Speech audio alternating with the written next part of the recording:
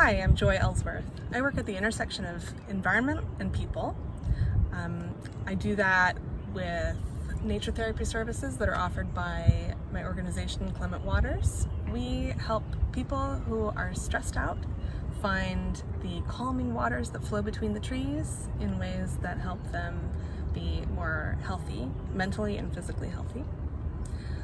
And then I also work with Metropolitan Energy Center, and I help the people there find ways that big environmental action can happen, coordinate effort with lots of people, but we do so making sure that we come to the people most affected first, the people who feel the brunt of the problems that need to be fixed.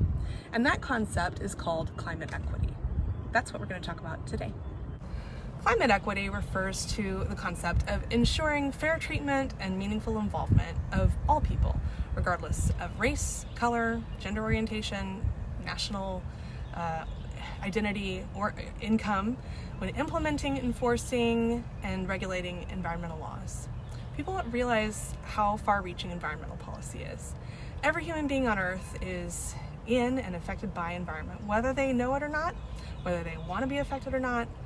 Climate equity says that we all need to address and rectify the disproportionate impacts of climate change on vulnerable and marginalized communities.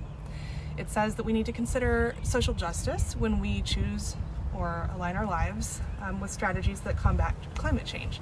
It's the concept that we have a responsibility to ensure the benefits of climate action, like making clean air or renewable energy happen. All of those benefits get shared with all people, and that the burdens like pollution or heat waves are not felt more heavily by people who haven't got the benefit of bearing like a mainstream identity.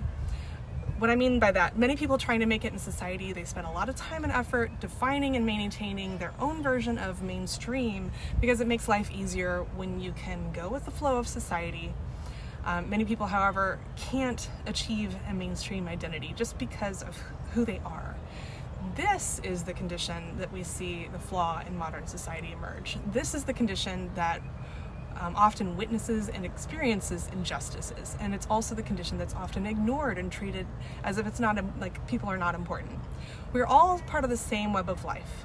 We're all important. So it's kind of funny, I didn't really plan to wear this t-shirt. I just didn't have time to change out of it before doing this.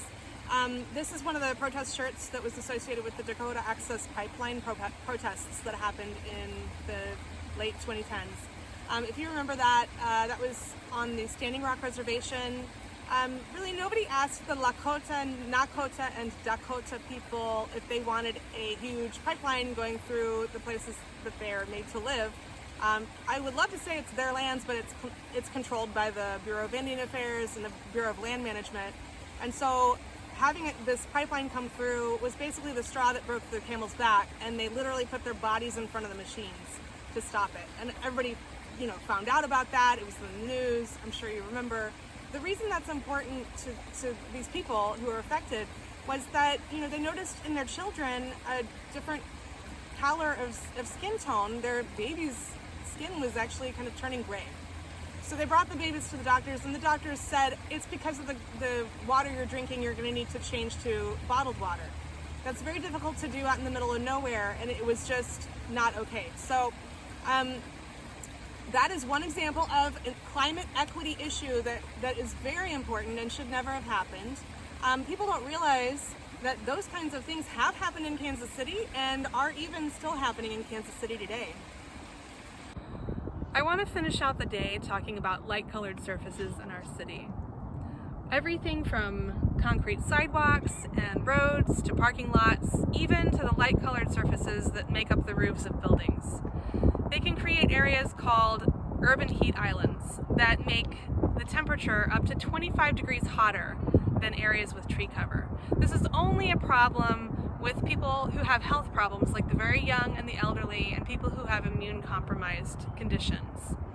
What happens is as people are walking through the city, if suddenly they are in an area with a much hotter temperature, especially on the hottest days of the years, that can cause heat stroke. This happens also when work crews are out doing road work. urban heat islands can create more emergency situations with them. In people's homes, especially when the elderly maybe haven't had the funds to fix their air conditioning, on the hottest days of the year, frequently they will put fans out so that they can get some relief and just be cool in their own home. Unfortunately, the fans dehydrate them, and many have died because of dehydration. These problems are just one more example of issues that could be solved if we didn't have inequity due to climate change issues.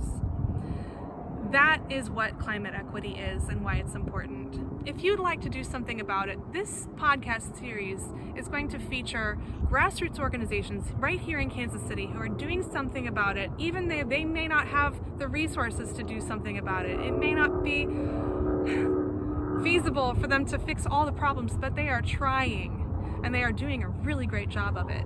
So if you'd like to do something about the climate equity issues that we see here in Kansas City, call them up. Say, this is what I know how to do. Would it help you? How could I help you? Those are the kinds of questions that will put you in the position where you're recruiting more volunteers for them, where you're allowing more funds to be raised for what they do, and where you're helping them to become greater and more effective movers for climate equity issues in Kansas City. Thank you and good luck.